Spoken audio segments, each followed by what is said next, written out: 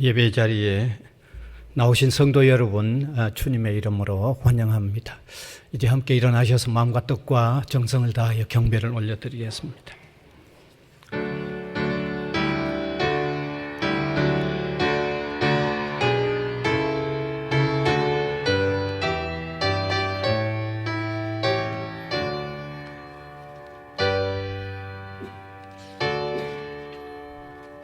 무한하신 사랑으로 우리를 품어 인도하시고 돌보시며 또 알지 못하는 장래까지도 이끌어 가시는 하나님의 은혜와 사랑을 감사드립니다. 이 은혜와 이 사랑을 입은 주의 백성들이 또 예배로 주님을 영화롭게 해 드리는 이 아침 시간을 가집니다. 성령님이여 임재하사 우리 마음속에 감화와 감동이 있는 예배를 드릴 수 있도록 하나님이 무한히 기뻐하시는 귀한 예배가 되도록 인도하여 주옵소서. 예수님 이름으로 기원하옵나이다. 아멘.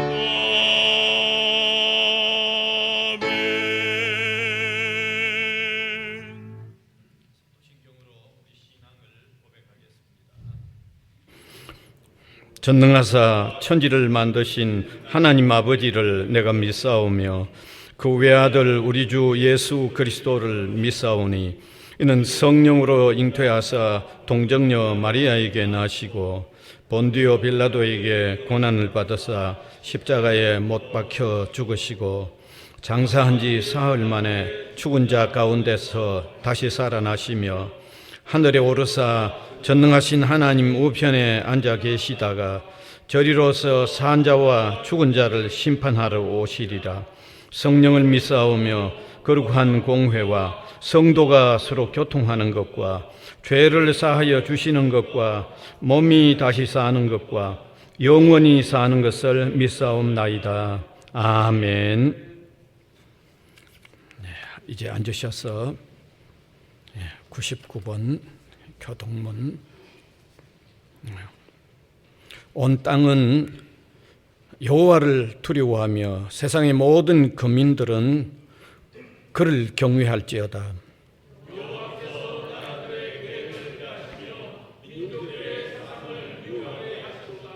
여호와의 계획은 영원히 서고 그의 생각은 대대에 이르리로다.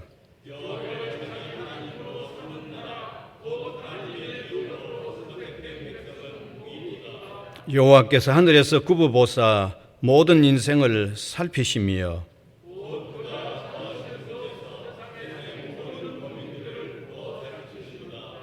많은 군대로 구원을 얻은 왕이 없으며 여호와는 그를 경외하는 자 곧 그의 인자하심을 바라는 자를 살피사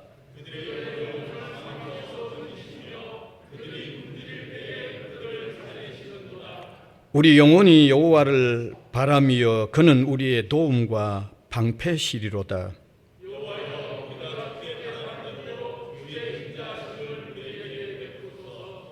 아멘.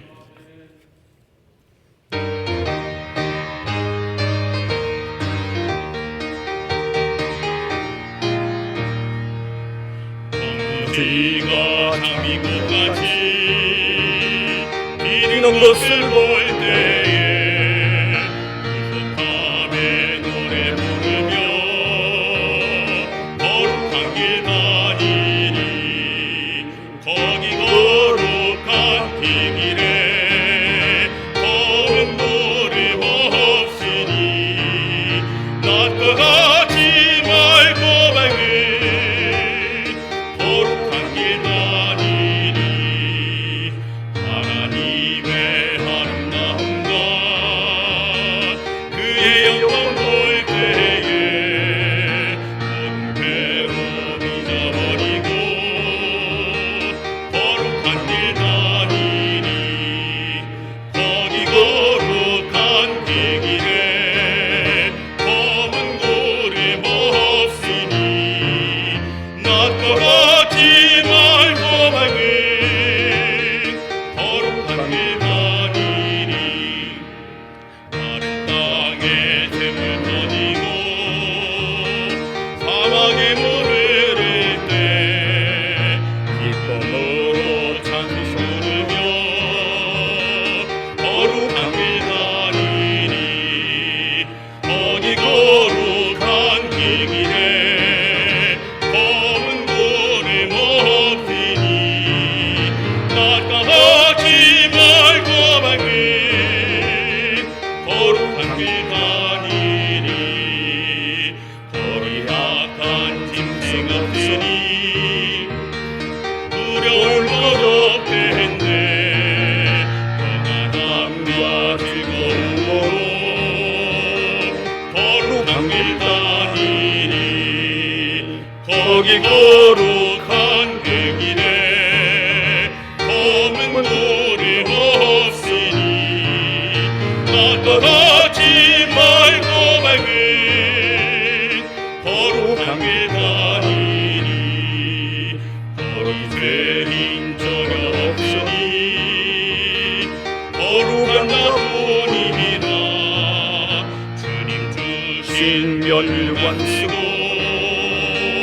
거룩한 길 다니니 거기 거룩한 길 길에 검은 고름 없으니 낮과 같이 맑고 밝은 거룩한 길 다니니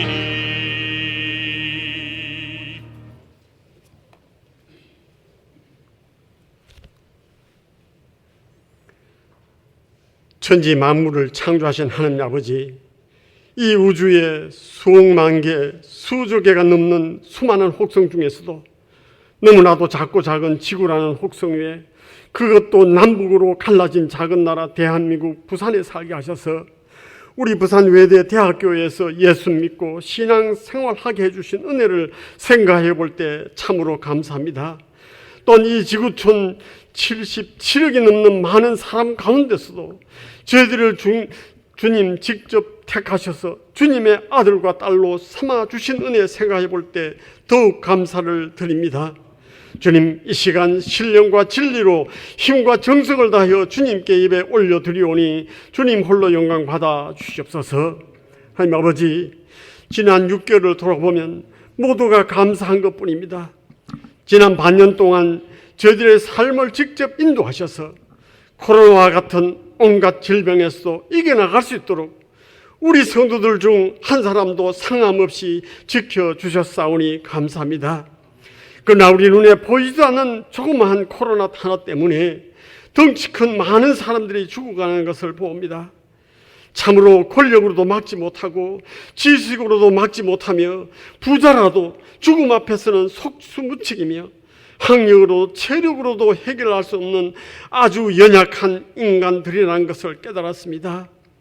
이제부터 의지할 것이라곤 오직 주님의 몸된 교회, 우리 대학교에서 주님 섬기며 예배 드림으로 말미암아 이 한 목숨 지금 죽더라도 천국에 올라가 주님과 함께 영원 무궁토록 살아갈 수 있다는 소망밖에는 없는 것 같습니다.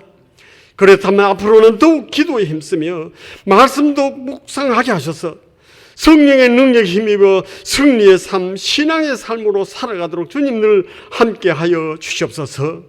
하나님 아버지, 70년 전 6.25 전쟁으로 우리나라가 위기에 처했을 때 주님이 지켜주심으로 말미암아 유엔이 하루빨리 참전을 결정하게 하여 주셨음에 감사를 올려드립니다. 또한 60개국 젊은이들이 피 흘려 이 나라 자유 대한민국을 지켜주셨습니다. 결국 5만여 명이 넘는 젊은이들이 먼 나라, 남은 나라 대한민국의 자유와 신앙의 자유를 위해 목숨을 바쳤습니다.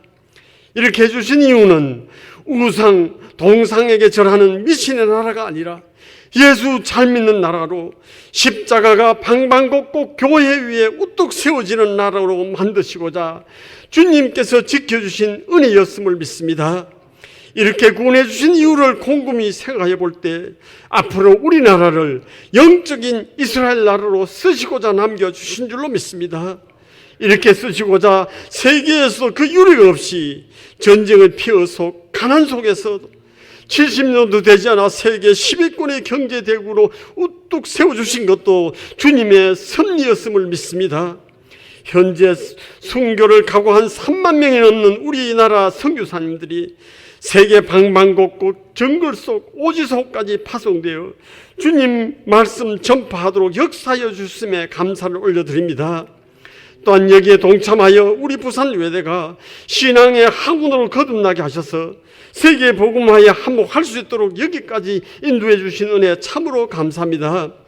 하나님 아버지, 이 일의 성공을 위해 우리 부산 외대와 우리 대학교회와 우리 성도들의 기업체와 일터 위에 전군 천사를 동원하시어 눈동자와 같이 보호하시며 사탄 마귀의 위협에 넘어지지 않도록 성령의 검으로 지켜주시옵소서. 그래서 코로나뿐만 아니라 이 대학에 닥치는 온갖 위기를 넘어서서 하는 일마다 30배, 60배, 100배의 결실이 넘쳐나도록 축복하여 주시옵소서. 또한 온갖 괴로운 일을 선택해야 하는 정신적인 고통, 질병과 통증으로 잠 못 이루는 우리 성도들이 있다면 주님의 거룩한 오른손으로 어루만지시고 치료하셔서 해결의 길을 열어주시며 단잠으로 채워주시옵소서.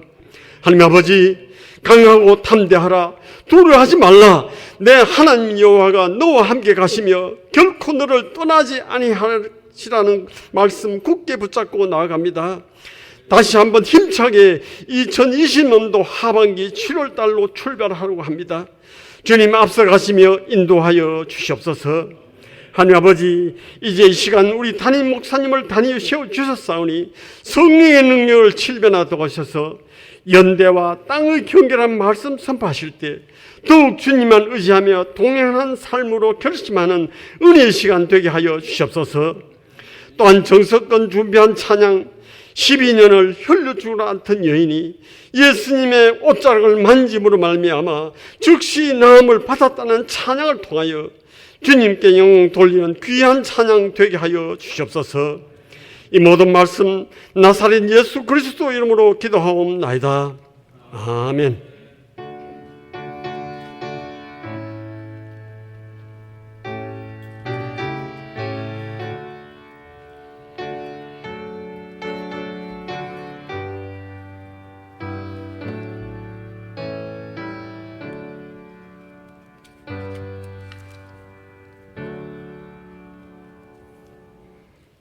하나님 말씀은 신약성경 사도행전 17장 26절과 27절 되겠습니다. 사도행전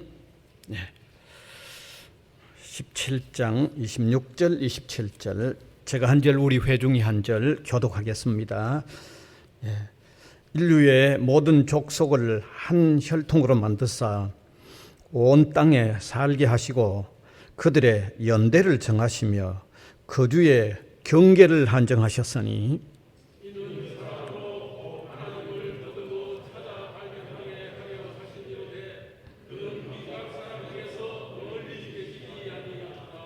아멘.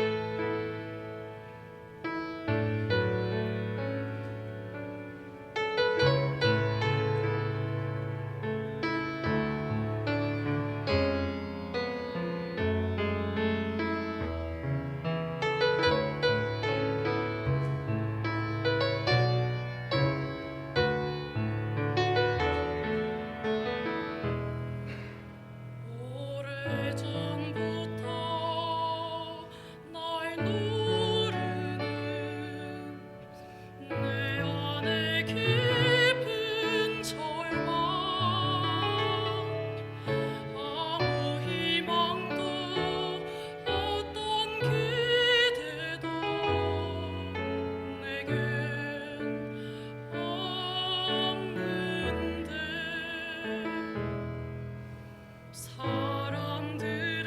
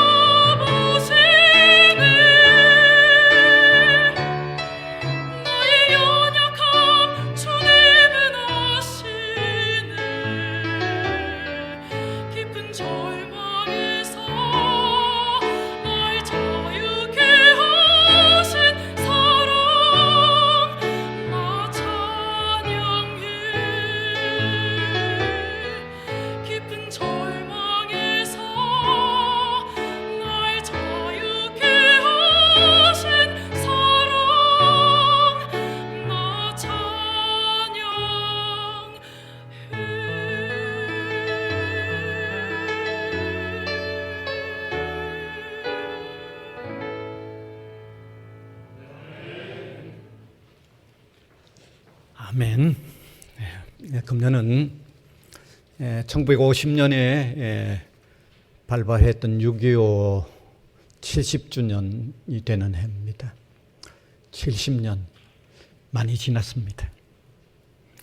그리고 70년 지나는 동안에 정말 많이 변했습니다. 뭐 전쟁이 있었던 것 같지 않습니다. 그러나 전쟁에 직접 참여하셨던 분, 그리고 생존하시는 분, 전쟁의 고통뿐만 아니라 전쟁 후에 정말 찌들리게 가난했던 이 고통, 두 가지 엄청난 고통을 아마 당하셨습니다. 또 전쟁에 직접 참여하지 않으신 분들도 전쟁의 때를 사셨던 분들은 마찬가지입니다. 또 전쟁 직후에 태어나서 전쟁으로 그 가난의 그 여파가 계속되었을 때 그때 자라났던 사람들도 아마 그 어려움, 그 가난함 잊어지지를 않을 겁니다. 잊혀질 수가 없죠. 아마 지금 젊은이들은 그때 이야기를 하면 도저히 이해가 안 됩니다. 도저히 이해가 안 됩니다. 그건 무슨 말인지 이해가 안 됩니다. 그리고 전쟁의 그 어떤 어려움, 전쟁의 무서움, 이런 것도 상상이 안 갈 겁니다. 너무나도 요즘 젊은이들은 그런 걸 좀 모르는 것 같다는 느낌입니다. 제가 볼 때. 수년 전에 우리나라 육군사관학교에서 우리 주적이 누군가를 파악했더니 미국이라고 하는 육군사관학교 학생들이 있었다는 거죠. 제가 그런 기사를 보면서 몰라도 너무 모른다 싶은 이런 생각을 금할 수가 없죠. 그래서 저는 이런 특별한 때에 우리 기독 신자들은 누구보다도 나라를 사랑하는 애국자가 되어야 한다는 입장에서 우리가 6.25도 한번 되돌아보고, 또 정말 이 시점에서 우리가 고맙게 여겨야 할 분들은 어떤 분들인지, 또 결정적으로 하나님에게는 우리가 왜 감사를 드려야 하는지, 이런 것들을 한번 되돌아보는 이런 시간이 되길 바랍니다. 오늘 어떤 젊은이들 중에는 남북으로 이 나누어진 38선이 6.25 전쟁을 겪고 나서 그 이후에 생긴 것으로 아는 사람들이 많아요. 그렇지 않습니다. 언제 세워졌는가 하면 6.25 발발 5년 전, 그러니까 1945년이죠. 8월 15일 우리나라가 일본에 지배해서 해방이 되어졌습니다. 그때 해방이 되면서 해방된 우리나라하고는 전혀 우리나라의 결정과는 전혀 관계없이 이미 그때 38선이 이미 그때 만들어지기 시작한 거예요. 6.25 전쟁 나기도 5년 이전에 이미. 그 과정을 보면 일본이 2차 대전에 이제 항복을 표명하는 1945년 8월 10일 자정 무렵에 이미 미국과 소련이 38선을 그을 것을 결정을 이미 그때 했습니다. 5년 전입니다. 6.25 나기도 전에. 사실 미국이 먼저 주장을 했죠. 그 이유는 해방 후에 아마 소련이 한반도 전역을 점령할 것을 막기 위해서 남북을 좀 나누어 관리하자는 주장을 했고, 또 역시 소련도 그걸 받아들인 거죠. 왜 그렇게 됐는가 하면 해방 전에 우리나라를 주둔하고 있었던 그 일본 군인들의 무장 해제를 위한 명목으로, 자, 미국은 38선 이남에서, 그리고 소련군은 38선 이북에서 각각 그 무장 해제, 우리나라에 아직도 남아있었던 일본군들의 그 잔재, 그 무장 해제를 서로 역할을 담당을 하고 각각 남쪽에서 북쪽에서 군정을 실시하고 있었기 때문입니다. 그렇게 38선이 그어졌지만 그해 8월 25일이 됐어야만 이제 민간인 왕래가 차단이 되고, 처음 그어졌을 때는 민간인도 뭐 왔다 가고 그랬어요. 그런데 8월 25일에야 민간인 왕래가 이제 완전히 차단이 되고 전화나 우체국이나 철도 운행도 이제 금지가 돼 버렸죠. 그리고 8월 29일에는 소련군이 북한 전역을 이제 점령함으로 통해서 9월 6일이 됐을 때 38선은 완전히 고정된, 이제 전혀 철통같이 이제 왕래가 안 되는 이런 분단의 선이 되어버린 거죠. 그러니까 6.25하고 관계없이 벌써 이전에 이런 선이 그어져 버린 것입니다. 그래서 북한은 소련의 군정하에서 김일성의 주도로 임시인민위원회를 발족시켰고, 그 다음에 1947년 2월에는 북조선 인민위원회를 개편해서 북한의 단독 정부를 수립했던 겁니다. 그리고 38선 이남은 주도했던 그 미국은 38선을 이렇게 그어놓는 협정을 했으니까 좀 느긋한 자세로 1947년 9월 12일, 북한보다는 좀 늦죠.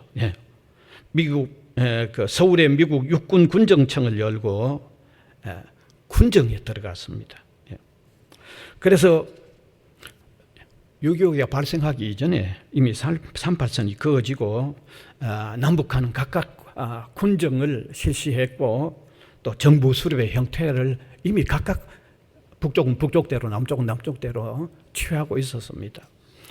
그런 상황에서 1947년 11월 14일 유엔에서 남북한에 남북한이 합해서 총선거를 시행하도록 유엔이 또 결정을 했습니다. 이러한 결정대로 총선거의 시행을 위해서 유엔 한국임시위원단이 한국에 이제 파견이 됐는데 소련 측이 북쪽에 그들이 들어오는 것을 허락을 하지 않았습니다. 북쪽은 못 들어오게 막아버렸어요. 그러니까 결국 그들의 활동이 가능했던 이 남한 지역에서 결국 1948년 5월 10일 남한 지역에서 단독으로 총선을 실시했던 것입니다. 그 결과 남한은 1948년 8월 15일 대한민국 정부를 수립했고, 북한은 1948년 9월 9일 김일성을 수상으로 초대해서 조선인민공화국을 수립했던 것입니다. 자, 이렇게 양쪽에 각각 정부가 수립되었지만은 그 남북 간의 긴장은 그래도 대단했습니다. 그게 엄청 긴장이 심했죠. 그러나 어쨌든 정부가 양쪽에 다 수립되어졌기 때문에 각각 주둔하고 있던 미국과 소련이 이제는 철수를 해야 되죠. 왜? 각각 정부가 수립됐으니까. 그래서 주한미군은 1949년 6월 29일 철수를 했습니다.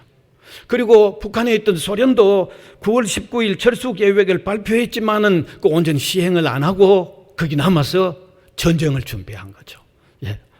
북한과 전쟁을 준비한 거죠. 아주 조용히 준비한 거죠. 바로 그 다음 해인 1950년 6월 25일 새벽 4시에 북한은 폭풍이란 공격 명령으로 38선 지역의 11개 지점을 아주 중심 지역으로 정하고 남한 침공을 전격적으로 감행했던 것입니다. 그래서 유교회가 발발한 거죠. 자, 그렇다고 하면 6.25는 분명히 북쪽에서의 남침입니다. 사실 그 뒤에 소련의 기밀문서라든지 중국의 기밀문서도 북한에서의 남침이라는 게 다 이게 밝혀졌어요. 밝혀졌습니다. 조금 후에 제가 설명을 하겠습니다만은 그 당시에 남북 간에 이때 어떤 무기든지 전쟁 준비가 돼 있는 상태를 보면요, 우리는 거의 준비가 안 됐죠. 그런데 준비한 우리가 뭐 할 수 있겠어요? 준비한 자기들이 시작한 거죠. 그런데도 근래 와서 이 소위 한국의 수정주의 학자들, 참 이 사람들 정신 빠진지 모르겠어요. 수정주의 학자들은 북쪽에서 남침이라고 얘기를 하지 않습니다. 그냥 자연 내부의 어떤 자연 발생으로 돌리든지 아니면 남쪽에서 북침했다고 얘기를 하는 거예요. 참 기막히네요, 이건. 며칠 전에 저의 그 휴대폰에 SNS에 이런 하나 내용이 들어왔는데, 우리 국가보훈청이 이 6.25 전쟁은 남쪽에서 일으켰냐, 북쪽에서 일으켰냐, 소련이 일으켰냐, 미국이 일으켰냐, 어디에서 일으켰냐 하는 설문조사를 한다고 하는 내용이 들어왔더라고요. 저는 그게 왜냐면 SNS의 내용들이 어떤 거는 진실도 있지, 어떤 또 사실이 아닌 것도 있어서, 그게 우리 국가보건청이 그걸 설문조사를 실제로 했는지 안 했는지는 정확하게 모르겠어요. 그러나 만일 그런 일을 국가가 지금 와서 그걸 어디에서 일으켰는지 그걸 설문조사를 한다고 하는 것은, 이건 제가 볼 때 너무 엉뚱짓을 한다고 생각을 하는 거죠. 어떻게 지금 와서 그거를 어디에서 일으켰냐, 그 설문조사를 국민을 대상해서 그걸 한다고 하면 말이 됩니까, 이게?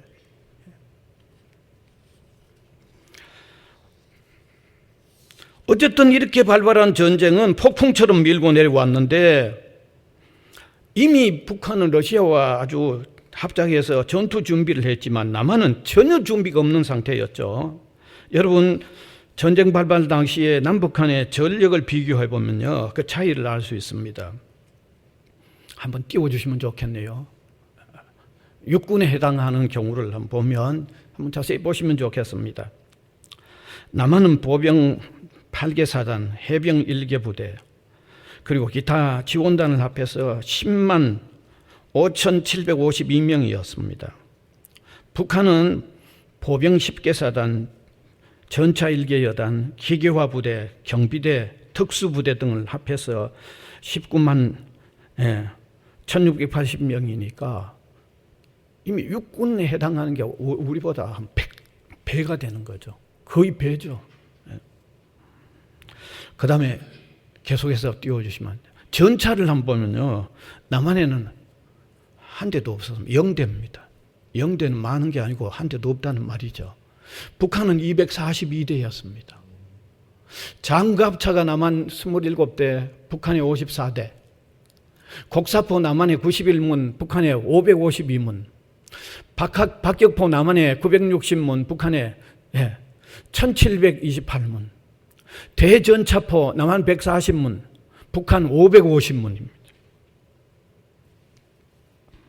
그 다음에 해군을 한번 볼까요? 해군 수는 많습니다. 해군은 남한 7,715명, 북한 4,700명이죠. 그러나 경비함은 또 다르죠. 남한 28척인데 북한 30척이고, 보조함은 남한 43척인데 북한 80척이죠. 자, 공군 한번 볼까요?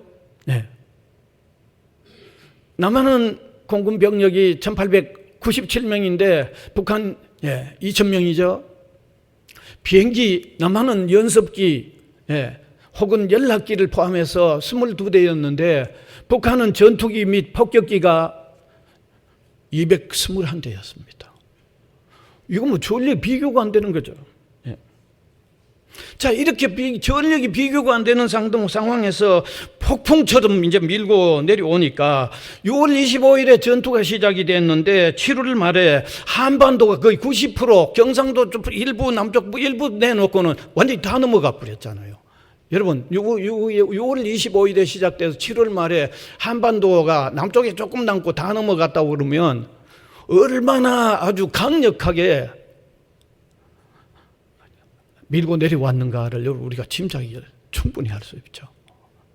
엄청난 세력으로 밀고 내려온 겁니다. 자, 이렇게 강력하게 밀고 내려오는 그 6월 25일에서 7월 말이니까 그 기간 7월 7일 유엔 사령부 설치와 유엔군 사령부 설치와 유엔 회원국들의 원조를 미국의 지휘 아래 두는 결정을 내렸습니다. 그래서 유엔 16개국이 우리나라를 참전하게 된 거죠. 그 16개국 이미 잘 아시겠지만 한번 띄워주시면 좋겠습니다.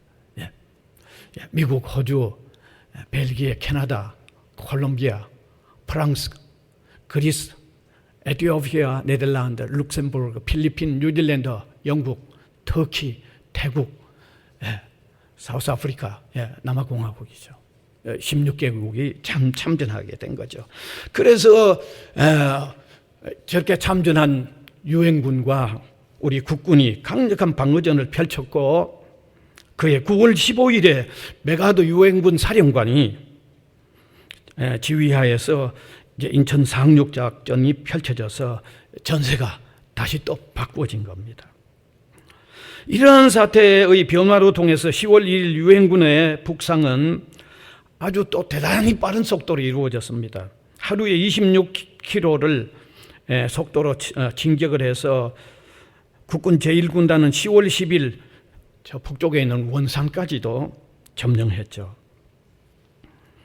이런 상황에서 10월 1일 김일성의 지휘 요청을 받은 중국의 모 대통령이 10월 19일에 18개 사단 18만 명, 11월 초에 12만 명을 투입해서 인해 전술에 들어온 겁니다. 그 뒤에도 중국은 많은 군인들을 계속해서 투입을 했죠. 그러니까 전세가 또 바뀐 거죠. 거의 북도까지 높이까지 올라갔는데 전세가 다시 또 바뀐 겁니다. 뒤로 물러서야 하는 상황이 되었고, 이때 그 유명한 흥남 그 부두 철수가 전개된 거죠. 10만 명이 넘는 군병력과 피난민 9만 1,000명, 그 다음에 1만 7,500대의 각종 차량과 35만 톤의 물자들을 함께 철수시키는 어마어마한 철수 작전이 벌어진 겁니다.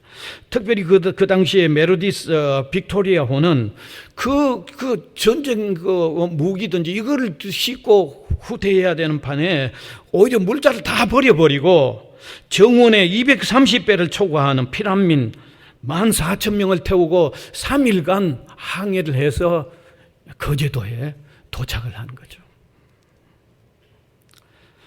이렇게 계속된 전쟁이 1953년 7월 27일 정전협정이 맺어질 때까지 계속되었으니까 1950년 6월 25일에서 1953년 7월 27일이니까 3년간 이루어진 거죠. 거의 3년간 이루어진 거죠. 그래서 그게 이제 군사 분계선으로 바뀌었고, 그 분계선이 지금 오늘날까지 내려오고 있는 거죠. 자, 그러면 이런 역사를 우리가 되돌아보면서 우리 기독 신자들은 어떤 마음을 좀 한번 가져야 될까? 어떤 마음을 한번 가져야 될까? 좀처럼 이런 설교를 제가 하지 않습니다만은 또 국가가 이런 일들과 관련이 되어 있는 일이 있기 때문에, 먼저는요, 우리가 말할 것 없이 하나님께 한번 감사하는 마음을 한번 다시 가지지 않을 수가 없습니다, 여러분. 오늘 읽었던 본문으로 통해서 우리가 이 사실을 알 수 있는데, 사도행전 17장 26절을 한번 다시 띄워주시면 좋겠습니다. 다시 읽읍시다. 시작. 인류의 모든 족속을 한 혈통으로 만드사 온 땅에 살게 하시고 그들의 연대를 정하시며 거주의 경계를 한정하셨다. 이 말씀 무슨 말씀입니까? 땅 위에 사는 사람들의 연대, 거주의 경계를 하나님이 정하실 뿐만 아니라 하나님이 주장하신다는 거죠. 인류 역사를 사람들이 마음대로 하는 것 같지만 결국은 궁극적으로 하나님이 하신다는 거예요. 하나님이 하신다는 거예요. 사실 우리가 6.25 전쟁으로 부산을 중심한 경상도의 남부 지역 조금밖에 안 남았었어요. 너무 잘 아시잖아요. 예. 결국 다시 북진이 이루어졌고, 예?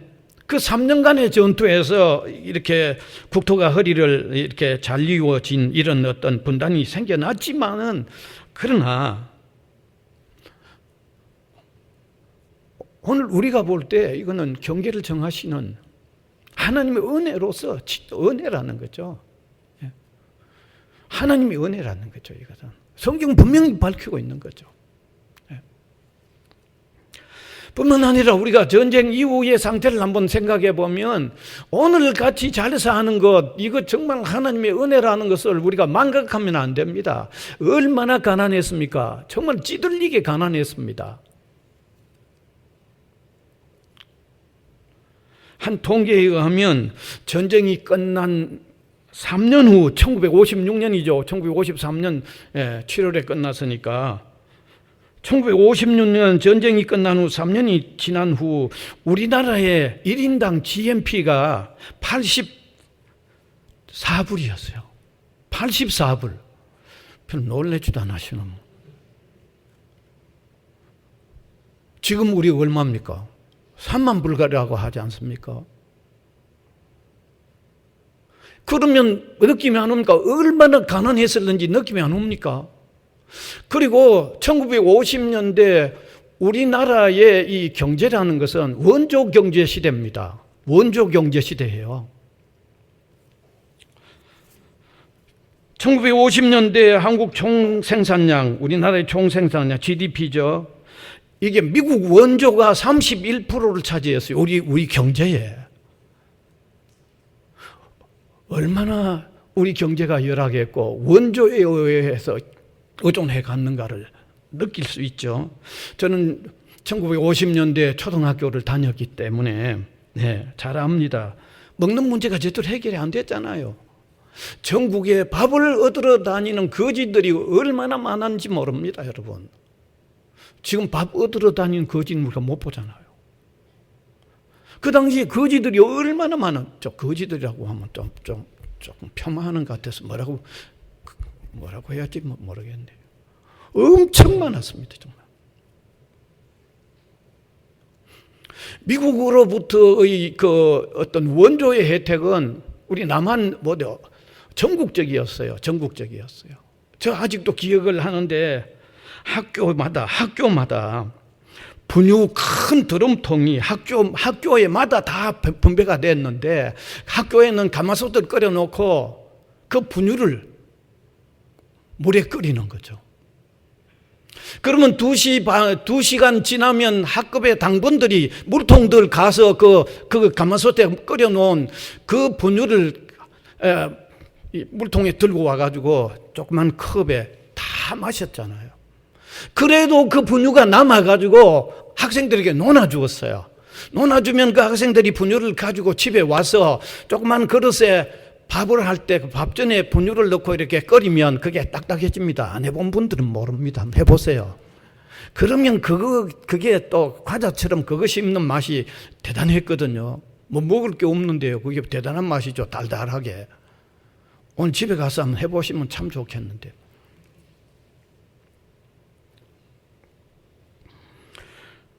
여러분, 전쟁에서 공산화되지 아니하고 자유민주국가로 남게 된 일이나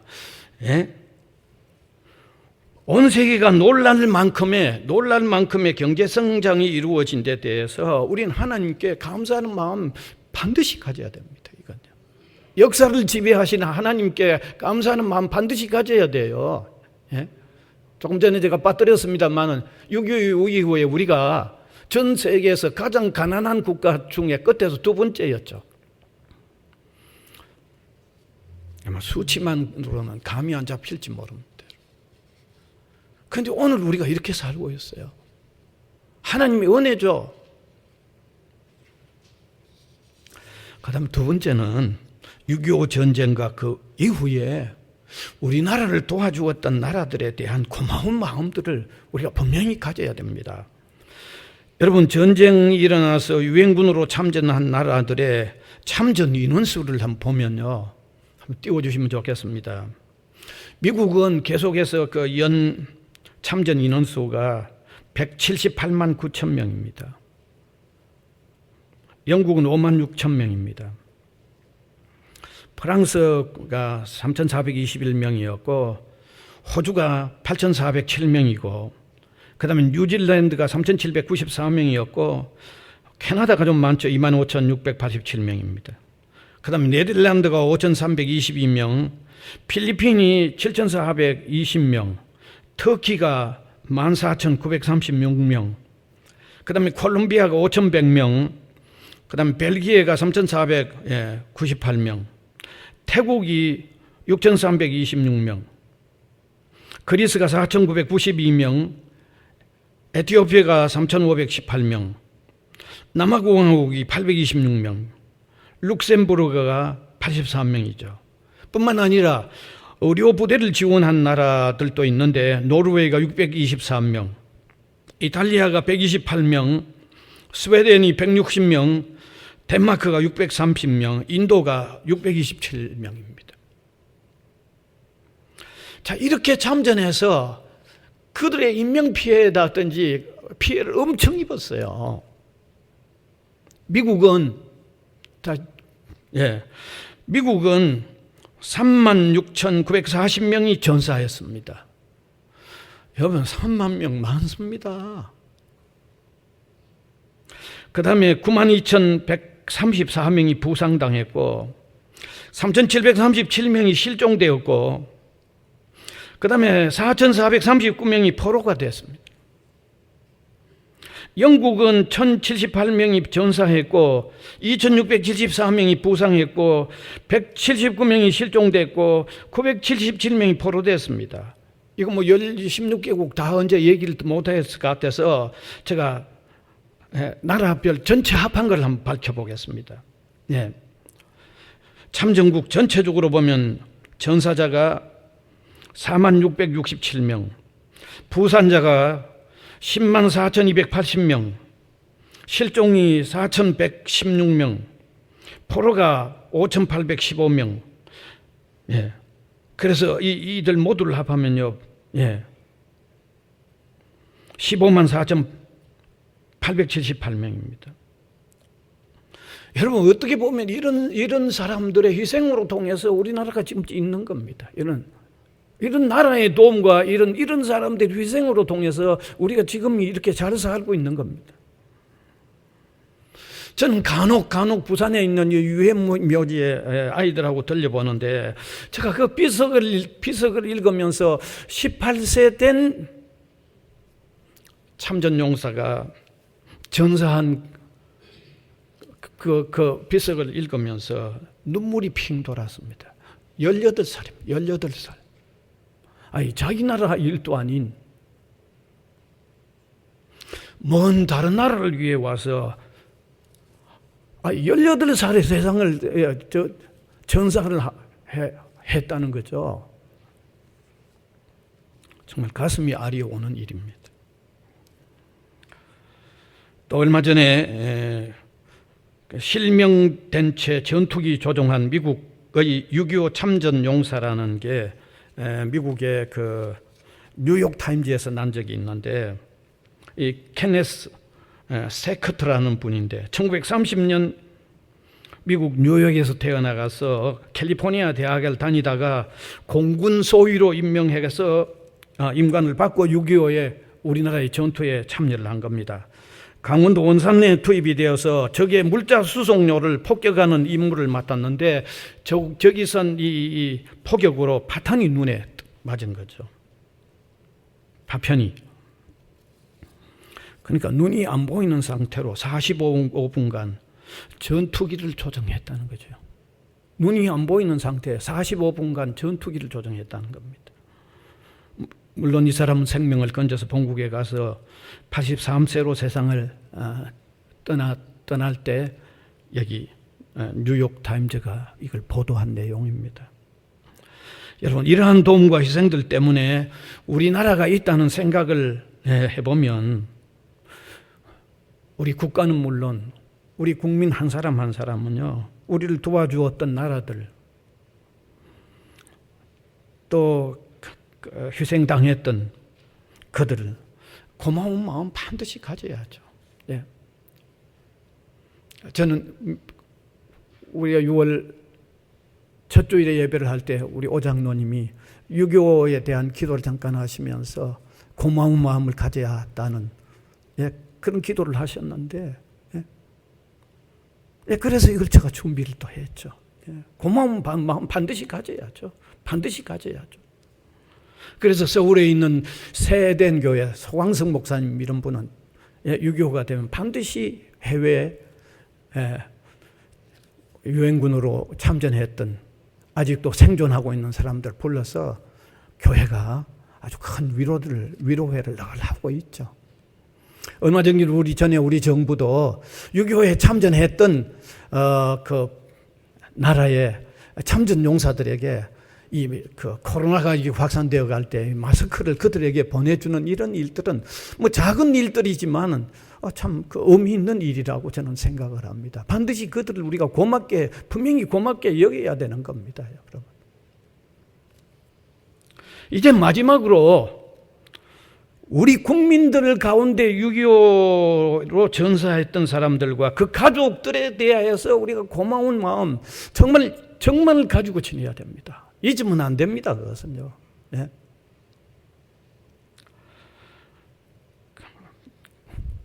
전쟁 피해자를 한번 보면 띄워주시면 좋겠습니다.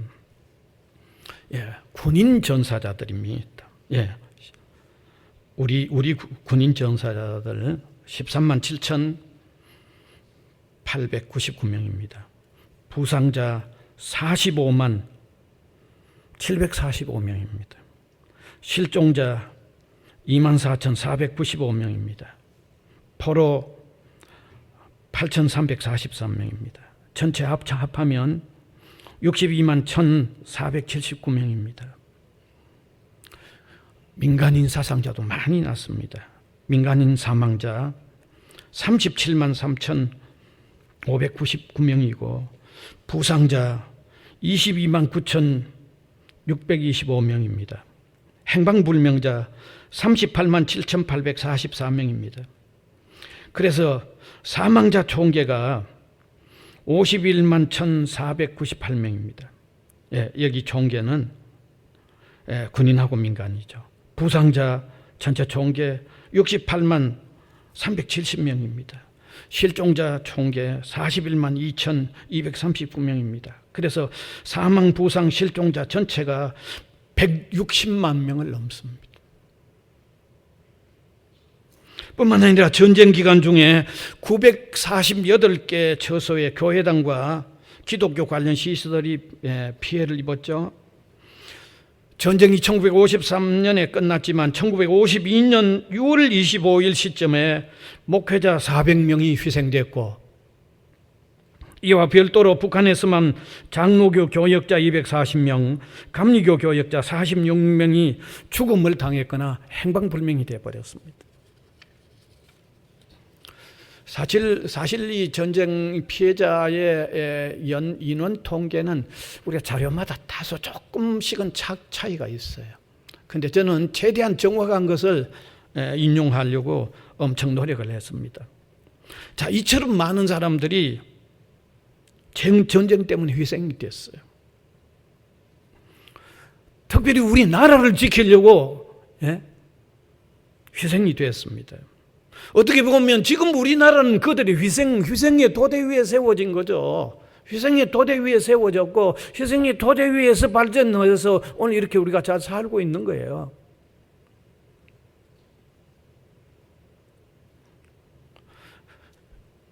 우리나라에서 전쟁으로 그 사랑하는 아들이나 자녀들을 먼저 잃어버렸던 부모들을 한번 생각해 보세요. 그 가난한 때를 얼마나 어렵게 지냈을 뿐만 아니라 그 먼저 세상을 떠나보낸 그 자식들을 가슴에 묻고 지금까지 애처롭게 그렇게 안 잊어지죠. 우리는 남의 일이니까 우리는 잊어질지 몰라도 그들은 잊어질 리가 없는 거죠. 그런 생애를 한평생 지금 살고 있는 거죠. 평생 사는 거죠.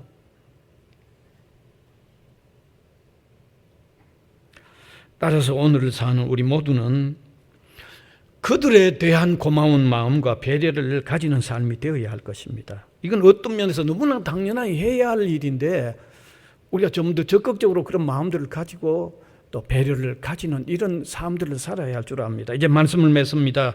6.25 70주년을 맞으면서 우리가 역사를 한번 회고해보고 또 기독교인으로서 한번 취해야 할 마음들도 한번 가져보는 것이 너무 당연하다고 여겨서 저는 말씀을 준비했습니다. 무엇보다도 하나님의 은혜, 역사를 지배하시는 하나님의 은혜로 오늘 우리가 있다고 하는 것, 자유민주국가로 남아있고 이렇게 잘 살고 있다고 하는 하나님의 은혜에 대한 그런 고마움을 다시 한번 되새길 뿐만 아니라 정말 우리 믿는 성도로서 정말 국가를 위해서 기도를 많이 해야 할 겁니다.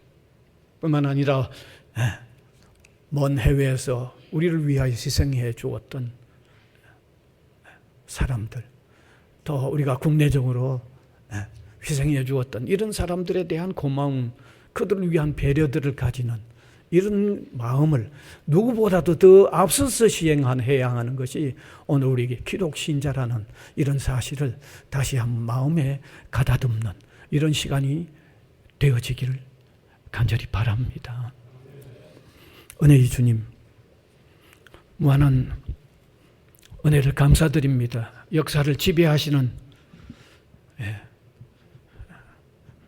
그 주의 경계와 연대를 지배하시는 주님의 은혜로 인하여 오늘 우리가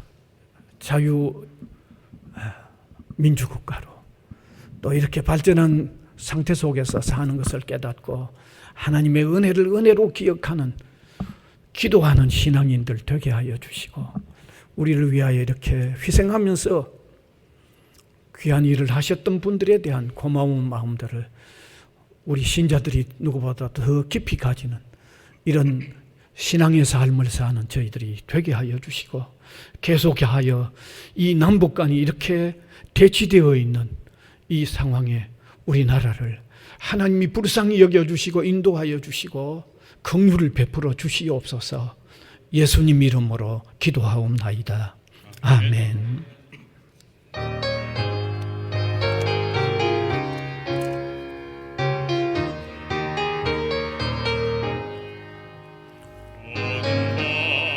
마음에 잠겨 역사의 어둠 짙었을 때에 계명성 동쪽에 밝아 이 나라 여명이 왔다. 고요한 아침의 나라 이 속에 새롭다. 이미 삼성에 헐겨 이 땅에 생명 담러간다. 너의 문이는 기뻐 하늘로 주기까지 섰을 때 하나님이 법만을 해요 그 열매가 민이 산다. 고요한 아침의 나라 일꾼을 부른다.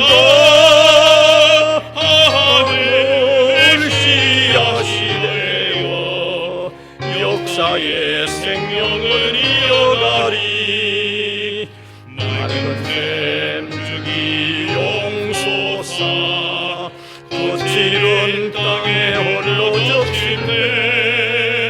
기름진 푸른 벌판이 눈앞에 활짝 트인다. 고요한 아침의 나라 새하늘 새 땅아 빛이 꺼지지 않는 인류의 횃불 되어 가노라.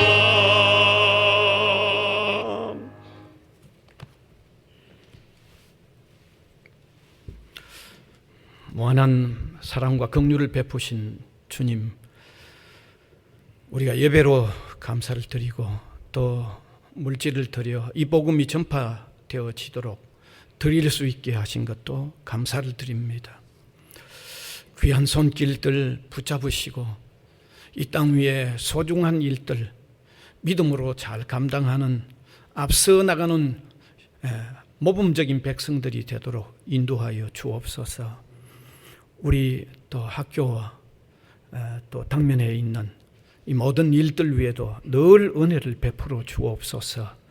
특별히 또 치료를 받고 있는 주님의 백성들 강건하게 일으켜 세워 주심으로 통하여 또 힘찬 귀한 일들 감당하게 하여 주옵소서.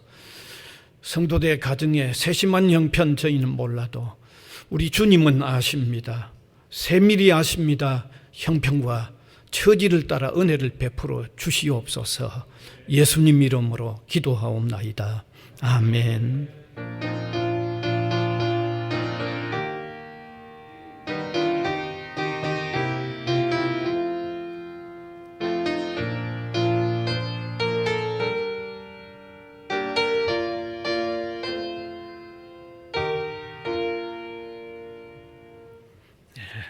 광고 말씀 보시면 좋겠습니다. 방역 상태 철저히 지켜서 예배에 참여해 주시기 바랍니다. 수요 영상 예배는 아직도 영상으로 되고 언제든지 대면으로 바뀌면 공지하겠습니다. 그다음에 오늘 오후 또 1시 반에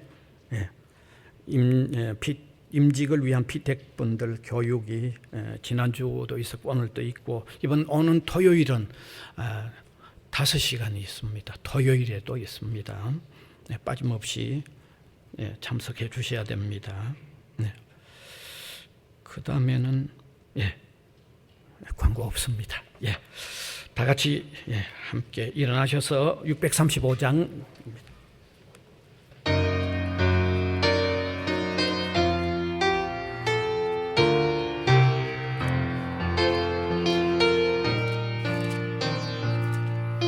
하늘에 계신 아버지 이름 거룩하사 주님 나라 임하시고 또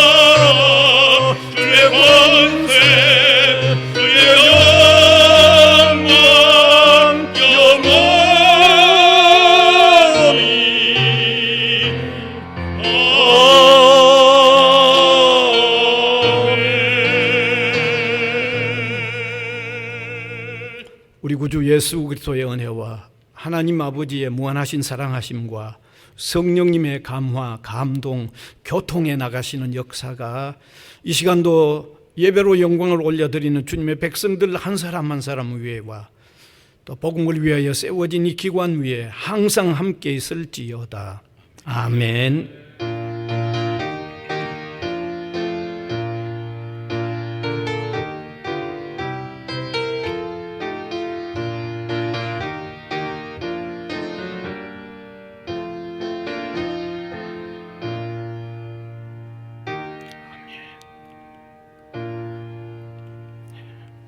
스바나 3장 17절입니다.